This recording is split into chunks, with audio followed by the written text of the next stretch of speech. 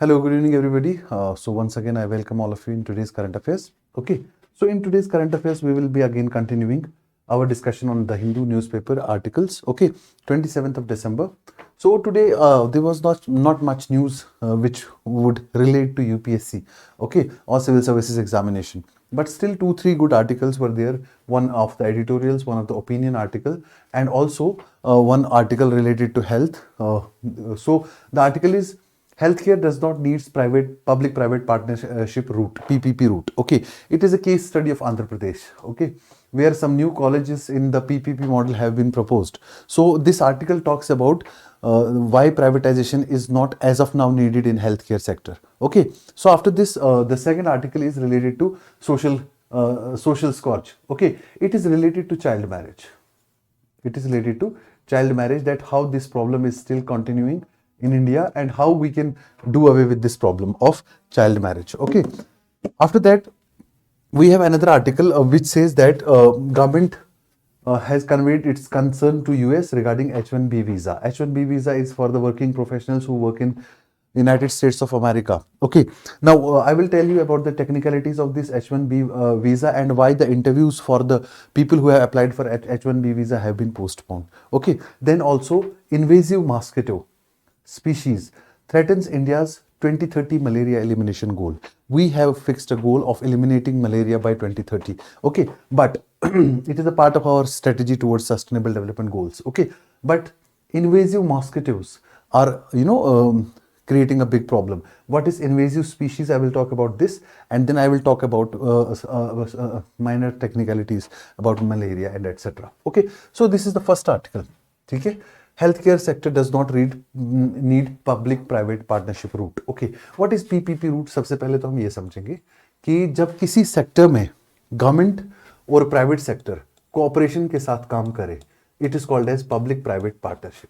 It is called as public private partnership, जिसमें public sector और private sector मिलके किसी सेक्टर में इन्वेस्टमेंट करें, रेगुलेट करें और उस सेक्टर को जो है प्रमोट करने की कोशिश करें. लेकिन कैसे?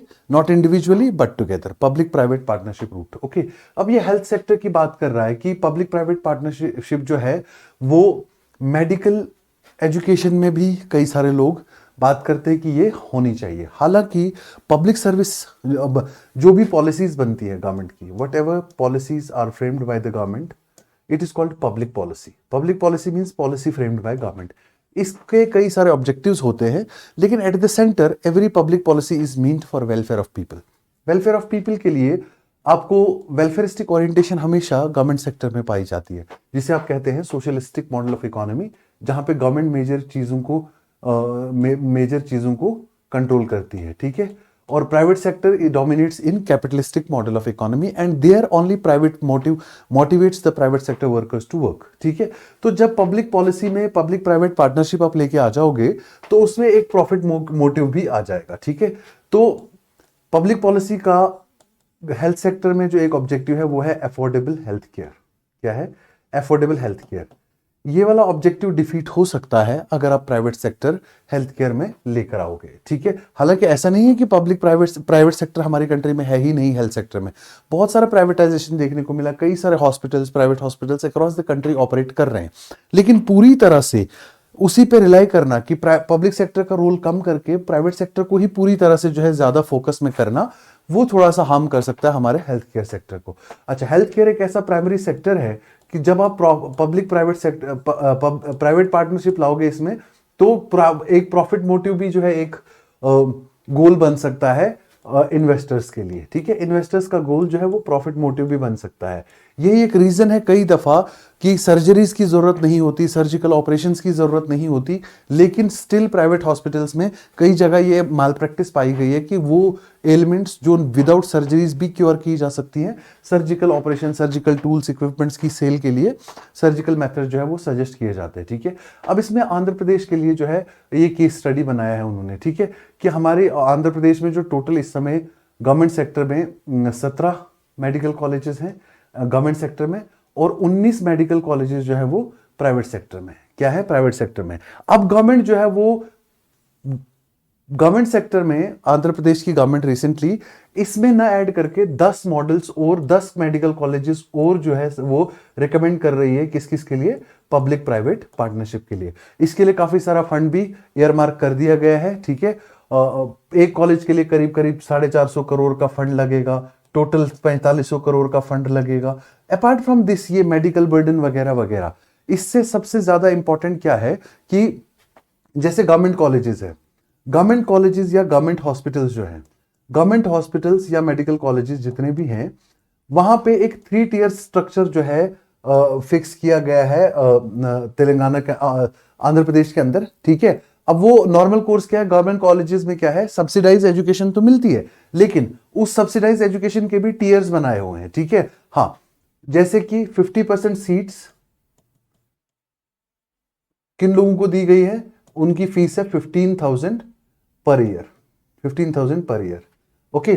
उसके बाद 30% सीट्स 12 लाख पर ईयर, ठीक है। और रिमेनिंग 20% सीट्स जो है, सॉरी रिमेनिंग 15% सीट्स जो है वो 35%, यहाँ पे 35% सीट्स 12 लाख पर ईयर, और 15% सीट्स जो है वो है 20 lakh per year, 20 lakhs per year, ठीक है। अब इससे काफी ज्यादा रेवेन्यू जो है रियलाइज हो जाता है गवर्नमेंट का।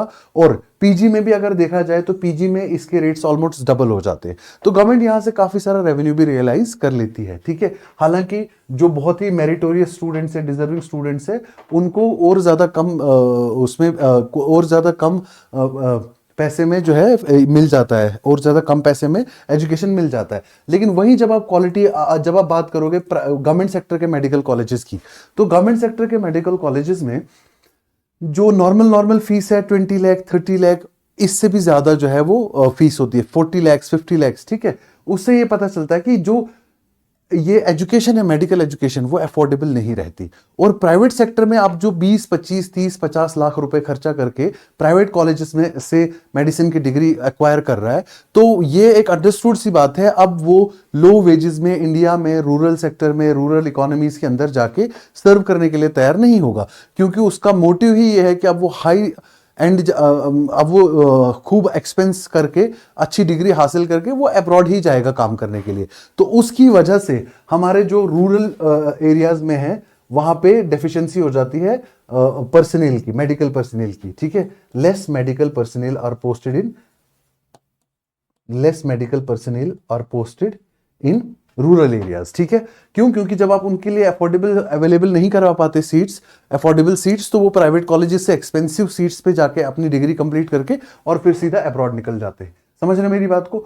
इसलिए हमको असेसमेंट करना चाहिए सबसे पहले कि अगर आप प्राइवेटाइज करोगे तो मिडिल क्लास का जितना भी स्टूडेंट है, पुअर स्टूडेंट जितना भी है, उनको सबसे पहले लॉस ऑफ अपॉर्चुनिटी हो जाएगा, they will face a loss of opportunity, ठीक है। Middle class students will face a loss of opportunity,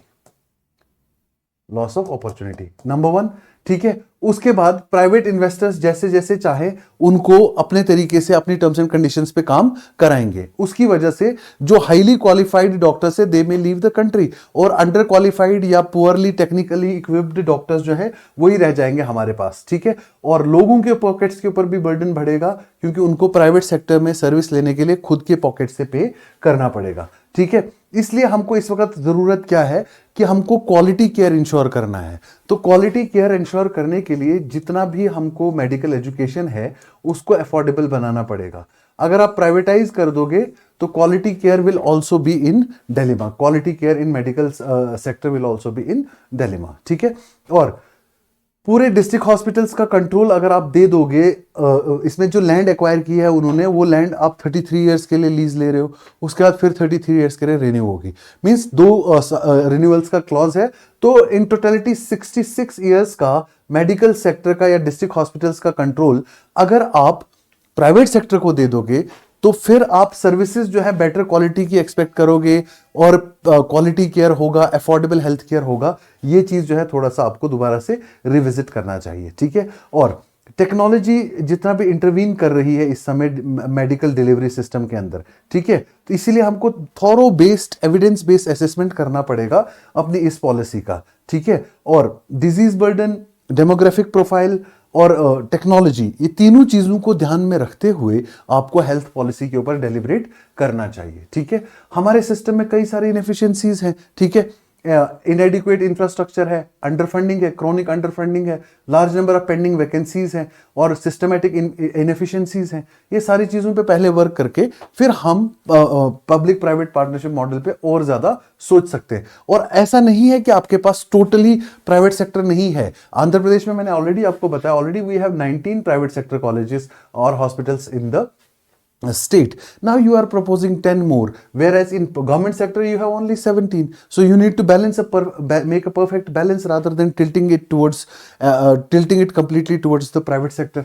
ठीक है, so opting for अब फाइनेंशियल अगर आपके पास फाइनेंशियल इमरजेंसी है तो आपके पास तो कई सारे ऑप्शंस होते हैं कैपिटल रेज करने के लिए। You can raise capital through corporate social responsibility, you can raise capital through so many other processes rather than going for public private partnership in the healthcare sector. समझ में आया आपको?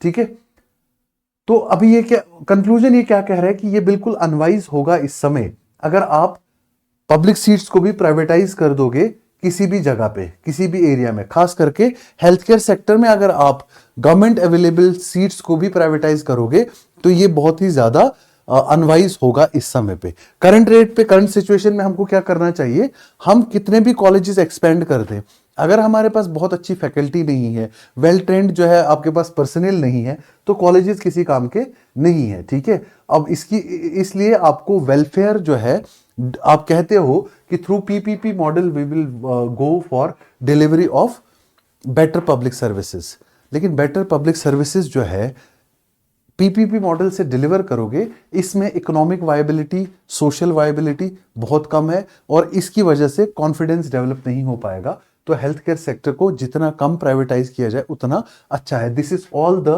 Points which have been explained in this article and I have all the reasons to believe कि ये वाले points जो है थोड़े बहुत वैलिड हैं, थोड़े बहुत नहीं, काफी हद तक ये सारे पॉइंट्स वैलिड हैं, बिकॉज जो राइटर है के सुजाता राव, ये फॉर्मर होम सेक्रेटरी रही हैं, तो they have all very good control over the public policy issues.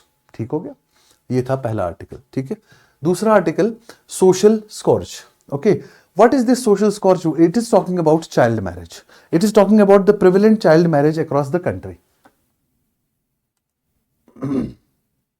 Yeah, this article says that there is a prevalence of child marriage in the country, and how can we basically look into this matter and how what steps are to be taken to prevent the child marriage. Okay, now child marriage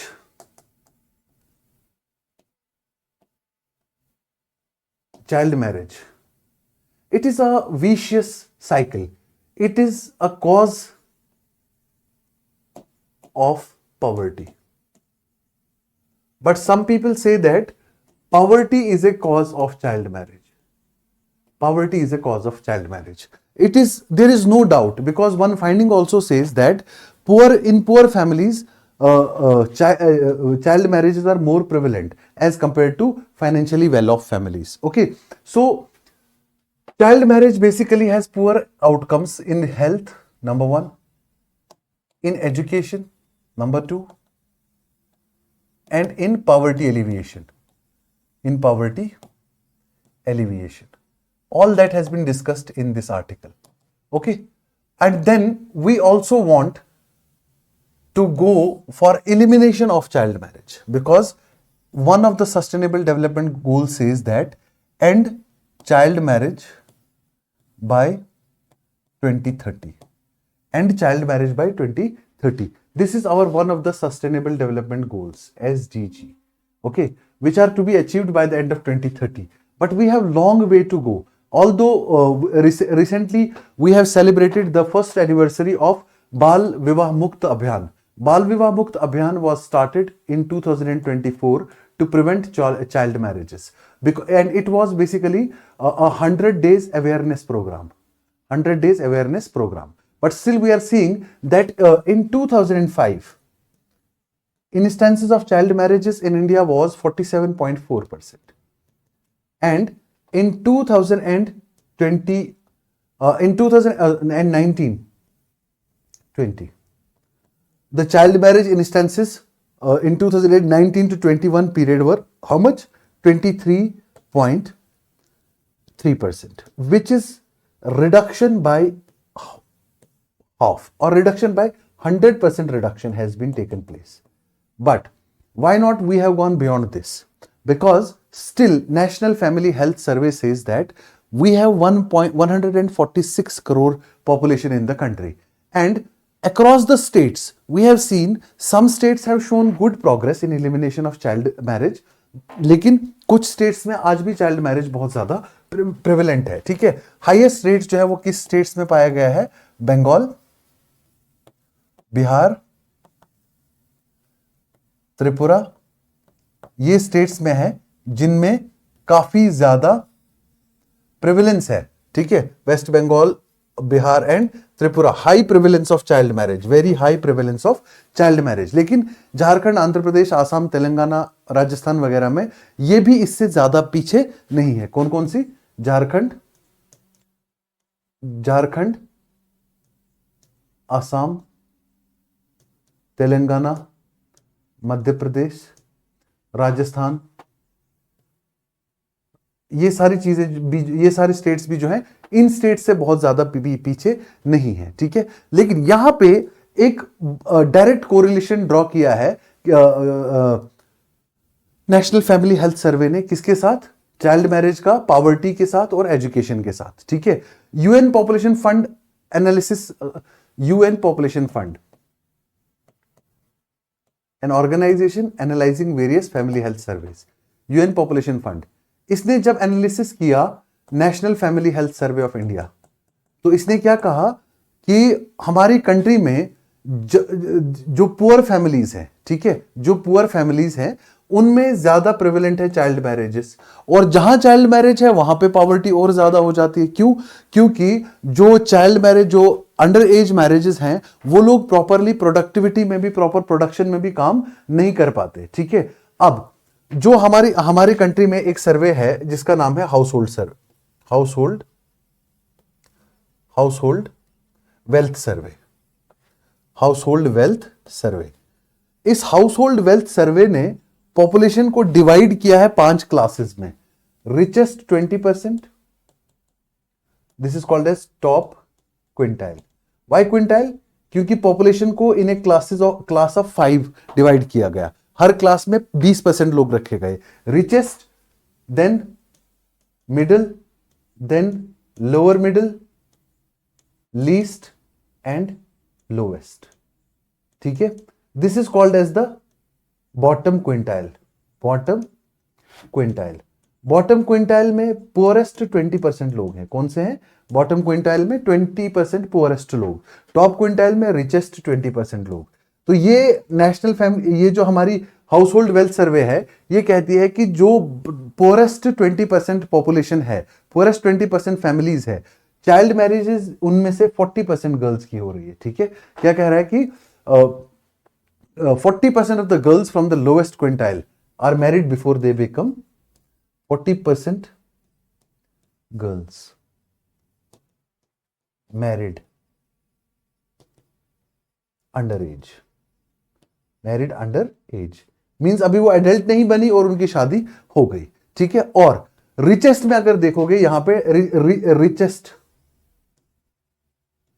20% में सिर्फ 8% girls are married before attaining the age of marriage.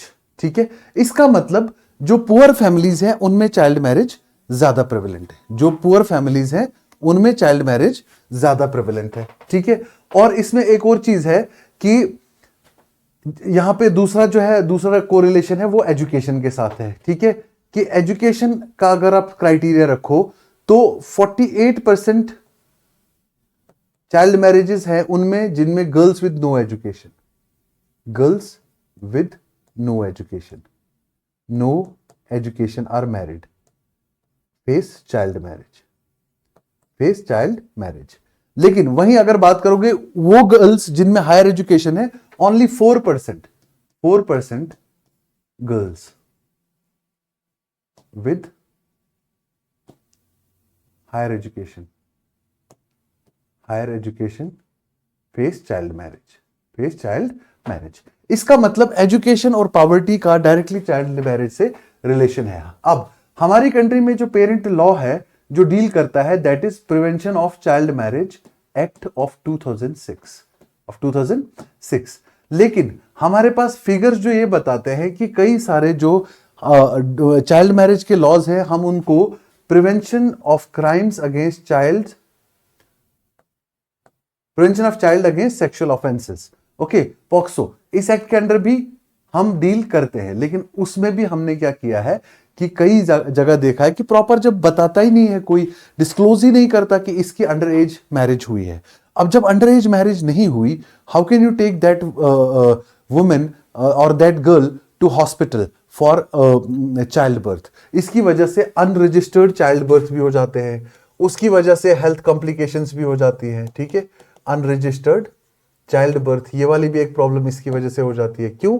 क्योंकि they fear the legal issues, so they remain unregistered, then they don't get professional help, so they go to unprofessional help, जैसे local ladies होती है जो घर में ही delivery करा देती है गर्ल्स की। ठीक है, तो अनप्रोफेशनल हेल्प की वजह से उनकी हेल्थ और उनका फ्यूचर पूरी तरह से एंडेंजर हो जाता है। ठीक है, और मैटरनल और चाइल्ड हेल्थ पे बहुत नेगेटिव इंपैक्ट पड़ता है चाइल्ड मैरिजेस का। ठीक है, इसलिए कई सारे जो है चाइल्ड मैरिज को, हालांकि सेंटर का फ्लैगशिप स्कीम बेटी बचाओ बेटी पढ़ाओ जो है, इस ये भी अभी चल रहा है, लेकिन ये वल्नरेबल कम्युनिटीज तक पूरी तरह से पहुंच नहीं पा रहा।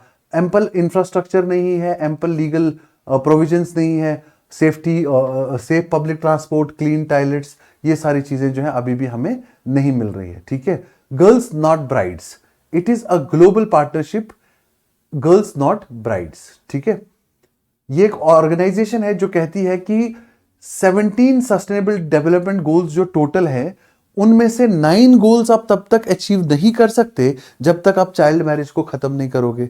Unless you do not eliminate child marriage, you cannot achieve 9 out of 17 sustainable goals. Means more than half of the sustainable development goals cannot be achieved unless you eliminate child marriage.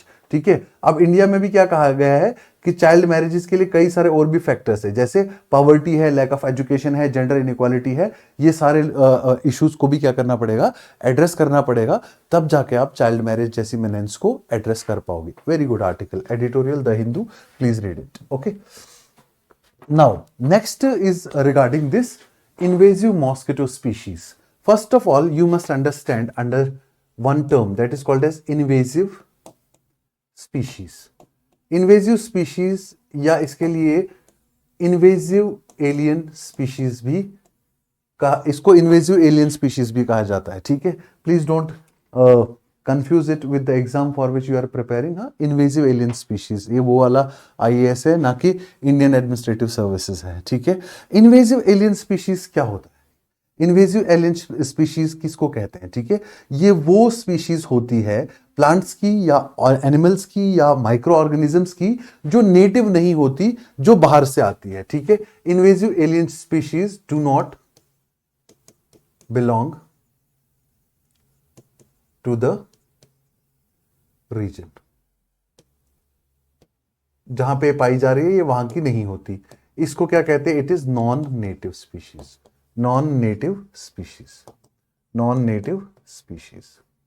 ठीक है, it is non native species. ठीक है, अब India में जो mosquito है, जो mosquito का स्पीशीज है, ठीक है, एनोफिल्स स्टेफेंसी,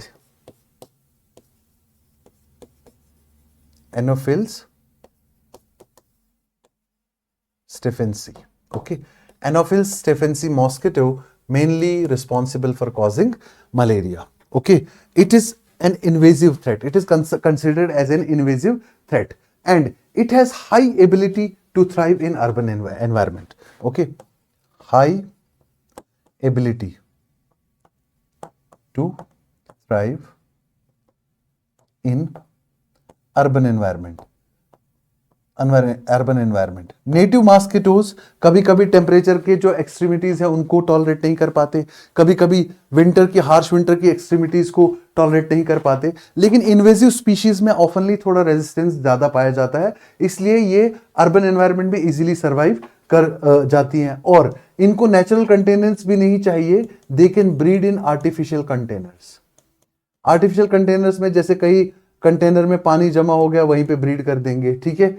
और जैसे टायर्स में, टायर की ट्यूब में, टैंक्स में, उनमें क्या हो गया, ये उनमें इजीली थ्राइव कर जाती हैं, ठीक है। और उसकी वजह से ये जो पैरासाइट्स हैं, पैरासाइट्स कौन कौन से, Plasmodium falciparum and Plasmodium vivax, okay, Plasmodium falciparum and Plasmodium vivax, ये उनको इजीली ट्रांसपोर्ट कर देते हैं, ठीक है। उनको इजीली ट्रांसपोर्ट कर देते तो मलेरिया कंट्रोल एफर्ट्स को जो है ये पूरी तरीके से हमारे जो है ये कॉम्प्रोमाइज कर देते हैं, ठीक है। इसलिए हमारे यहाँ पे जो है अब कंस्ट्रक्शन साइट्स हो गई या इनफॉर्मल सेटिंग जहां पे लोग काम करते हैं, यहाँ हाई पॉपुलेशन डेंसिटी वाले एरिया हो गए, या कई सारी सिटीज हो गई, ठीक है, जहां पे बहुत ज्यादा लोग हैं इकट्ठे मिलके काम करते हैं, ऐसी जगहों पे सर्विलेंस सिस्टम लगाने की भी जरूरत है। अब सर्विलेंस सिस्टम को कैसे आप लगाओगे, और उसके बाद vector means the carrier of the disease, तो वेक्टर मॉनिटरिंग भी बहुत ज्यादा अच्छे से आपको चेक करना पड़ेगा, और सप्लाई चेन जो है उसको भी चेक करना पड़ेगा, ठीक है। ये सारी चीजें जो है इसमें बताई गई हैं, ठीक है। और हाई बर्डन पॉकेट्स कौन कौन से बताए गए हैं कि ऑलमोस्ट कंट्री में इवनली ये सारी जगह पे डिस्ट्रीब्यूटेड हैं, तो किसी एक एरिया को आप किसी एक एरिया को आप ये नहीं कह सकते कि इस एरिया में सबसे ज्यादा है ये इन्वेजिव एलियन स्पीशीज, ठीक है। लेकिन इसमें बॉर्डर रीजन्स या जहां पे माइग्रेटरी पॉपुलेशन हो और यहाँ पे ट्रांसमिशन के रिस्क बहुत ज्यादा है, तो इनको कहते हैं, ठीक है। हालांकि केसेस में काफी सारा ड्रॉप पाया गया है पास्ट के कुछ ईयर्स में, ये कुछ डेटा है, ठीक है। तो ये इन्वेजिव मॉस्किटो स्पीशीज है जिसकी वजह से हमको मलेरिया एलिमिनेशन में जो है वो प्रॉब्लम आएगी, ये इस आर्टिकल में बताया गया है। Just passing references for prelims also, और कभी हेल्थ केयर सेक्टर के रिफॉर्म्स आए तो उनमें इन्वेजिव एलियन स्पीशीज जितनी भी है हमारे माइक्रो ऑर्गेनिजम्स की, उनको डिटेक्ट करना, उनको डील करना, ये एक बड़ी प्रॉब्लम है हमारे हेल्थ केयर सेक्टर में इस समय, ठीक है। Last, United states convey Indian authorities convey that we are trying to work on H1B visa. What is H1B visa? सबसे पहले, ठीक है, यूएस कंपनीज को फॉरेन से, डिफरेंट कंट्रीज से एम्प्लॉयज को टेम्परेरी बेसिस पे, नॉन परमानेंट बेसिस पे हायर करने के लिए ये वीजा जो है government of United states of America issue करती है, ठीक है। क्यों? क्योंकि यूएस में लेबर जो है वो बहुत इजीली अवेलेबल नहीं है और बहुत हायर कॉस्ट पे अवेलेबल मिलता है, number one.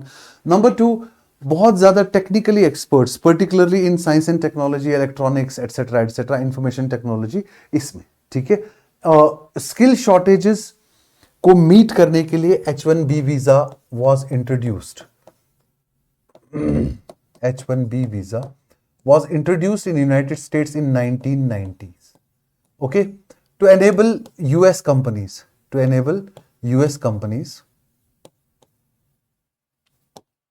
to get access to skilled labor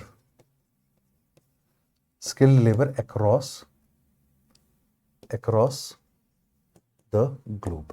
अब लोग आते जाते रहते हैं, कुछ लोग अभी वहां पे UNB visa, H1B visa holders जो है यूएसए से आ गए वापस इंडिया में, अब वापस जाना था उनको। इतने में Donald Trump, president of United states of America, made stringent provisions regarding H1B visa. Her company जिसको H1B वीजा लेना है उसको क्या कहा गया, तुम्हें 1 लाख रुपए जो है वो क्या करना पड़ेगा, 1 लाख US$, एक साल के लिए, ये एक एम्प्लॉय के लिए वीजा लेने के लिए ये पेमेंट करना पड़ेगा, which is very hefty. Why? इससे कंपनीज का बहुत ही ज्यादा कॉस्ट ऑफ हायरिंग बढ़ जाएगा, ठीक है। और ये क्यों कहा, this is to discourage people from outside to work in America, so that American native labor workforce can get into the private companies there. Okay, making America great again, America for Americans. These are the slogans which motivated this H1B visa. Some basics further, अगर इसके basics मैं आपको बताऊं, ठीक है, कि H1B visa जो है इसकी वैलिडिटी कितनी होती है? Usually it is valid up to 6 years, ठीक है, अप टू 6 इयर्स तक H1B वीजा जो है वो वैलिड होता है, ठीक है। और उसके बाद इंडिविजुअल को 12 मंथ्स के लिए यूएसए को क्या करना पड़ेगा? छोड़ना पड़ेगा। 12 मंथ्स के लिए यूएसए को क्या करना पड़ेगा? छोड़ना पड़ेगा। जब वापस 12 मंथ्स के बाद वापस आएगा, तब वो ग्रीन कार्ड के लिए अप्लाई कर सकते हैं। तब वो किसके लिए अप्लाई कर सकते हैं? ग्रीन कार्ड के लिए अप्लाई कर सकते हैं। What is green card? It is a sort of permanent residency given to the people who have worked in USA for more than 6 years and then they have remained out of USA for 12 months also. Okay, now India में जितने भी total H1B visa holders हैं USA में, उनमें से 70% जो है वो इंडिया में से हैं, ठीक है। 70% प्लस एनुअली 2015 ऑनवर्ड्स अगर देखोगे डेटा, 70% प्लस जो है वीजा होल्डर्स है वो इंडियंस है, ठीक है। उसके बाद चाइना के 12-13% होते हैं हर साल, ठीक है। लेकिन उसके बावजूद भी अभी जो H1B वीजा के स्ट्रिक्टर नॉर्म्स जो है वो लगाए गए, ठीक है। इसके अलावा और कौन कौन से वीजा हैं जो यूएसए में हैं? दे आर कुछ और वीजा है, जैसे वीजा ओ है एक, वीजा ओ जो यूएसए में है वो किसके लिए है? एक्स्ट्राऑर्डिनरी एबिलिटी जिसके पास है साइंसेस में, आर्ट्स में, एजुकेशन में, बिजनेस या एथलेटिक्स में, उनके लिए O visa. Then H2A it is for agricultural purposes, people with agriculture, associated with agriculture work. Then there is also H2B, ये एक और वीजा है। तो कई सारे कैटेगरीज के वीजाज है। H2B हो गया, B2 हो गया tourism, vacation, pleasure visitors, V non migrant visa for spouse and children. ये सब वीजाज जो हैं ये अवेलेबल हैं यूएसए के अंदर। समझ में आ गया आपको? ठीक है। अब ये वर्ल्ड ट्रेड ऑर्गेनाइजेशन की जो फेयर कंपटीशन की प्रैक्टिस है, उनको तो ये बिल्कुल ये वाला जो H1B वीजा की रिस्ट्रिक्शन है ये उनके अगेंस्ट है। कई चैलेंज भी किया गया, लेकिन then Trump is Trump, he decided to withdraw from World Trade Organization also for that matter, ठीक है। अब ये कहा जाता है कि ये तो एक एक्सट्रीम प्रोटेक्शनिस्ट स्टेप लिया जा रहा है कि पूरी तरह से इकोनॉमी को क्लोज करना, कि आप स्किल बेस्ड वर्कर्स को भी जो है वो माइग्रेट होने नहीं दे रहे हो, ठीक है। हालांकि उन्होंने कैंसिल ही नहीं किया। H1B वीजा होल्डर्स के जो है अप्लाई करते हैं जब वो, उसके बाद उनके इंटरव्यूज होते हैं। अभी इंटरव्यूज उनके काफी लंबे समय के लिए पोस्टपोन कर दिए, मार्च अप्रैल मई के लिए पोस्टपोन कर दिए, ठीक है। तो कई सारे लोग परेशान होकर अब गवर्नमेंट से क्वेश्चन कर रहे हैं, ठीक है। गवर्नमेंट जवाब दे रही है कि we are actively engaged with the United States to minimize the disruption caused to our national due to this postponement of interviews for their H1B visa, ठीक है। थोड़ा सा foreign policy point of view से, protectionism in labour sector, इस point of view से हमारी country से जो लेबर ड्रेन हो जाता है, ठीक है, brain drain, labour drain. Earlier आपने पढ़ा होगा ड्रेन ऑफ वेल्थ ब्रिटिशर्स के टाइम पे, लेकिन अब जो है वो brain drain, skill labour force का ड्रेन।